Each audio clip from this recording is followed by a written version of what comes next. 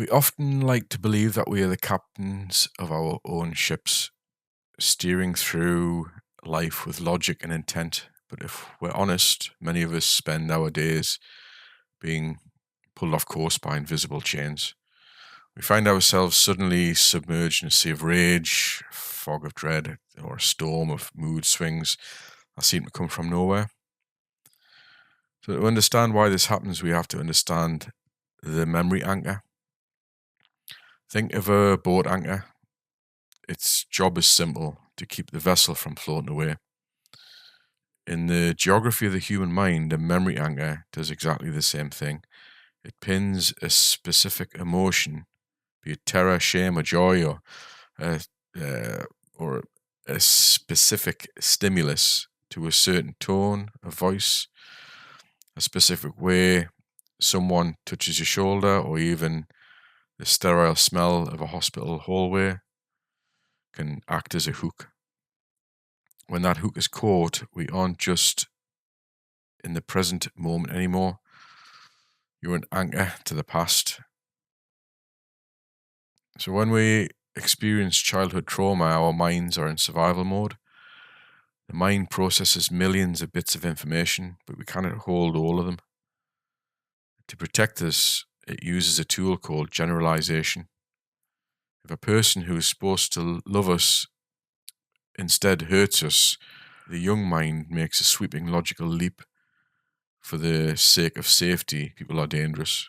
This generalization is a survival mechanism, but as we grow, it becomes a cage. We start to live in mass ambiguities. We stop seeing individuals and start seeing threats. This is where the mood swing is born. It isn't a flaw in your character, it's a conditioned behavioral response. You aren't unstable, you're reacting to an old anchor that your brain thinks is necessary for your survival. So I want to tell you about a piece of stone that I once knew. It was a simple green little pendant tied with a tiny bit of thread. To a stranger, it was just a cheap, perhaps tacky, but to the man who wore it, it was a lifeline. He had spent his youth fawning, behaving in ways that were out of alignment with his true character just to fit in. He was a stranger to himself because he was so busy being what others expected. He felt isolated, even when surrounded by people. But then he found a pocket of unconditional acceptance. He associated these pendants with that feeling of being seen without judgment. Years later, when the path of growth became lonely, as it often does when you choose to break free from cultural norms, he would hold that pendant.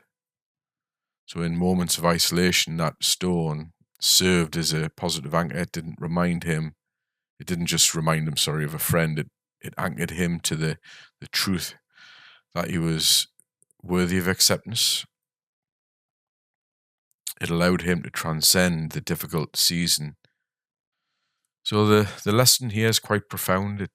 If we do not consciously choose our anchors, our trauma instead will choose them for us. We all have keepsakes, we've got photographs, we've got letters, we've got trinkets that we wouldn't part with for any amount of money. We keep them because they provide the peace we need to transcend the seasons of life. This is the key to dealing with the swings of the mind. When you feel the dread rising or the rage boiling, you must realize that an old negative anchor has been tripped. The work of the self is to acknowledge that old anchor with compassion, then to reach for a new one. So the moral of the story is that you're not defined by the generations of things your mind made to survive your childhood. You are the architect who can now choose what to remember and what to let float away. By creating intentional positive anchors, like that green pendant, you stop reacting to the ghost of who you were and start responding to the person you're becoming. Accept the swing as a natural phenomenon of your brain trying to protect you, but use your anchors to stay grounded in your own truth. You are allowed to find normal. You are allowed to be your own man, woman,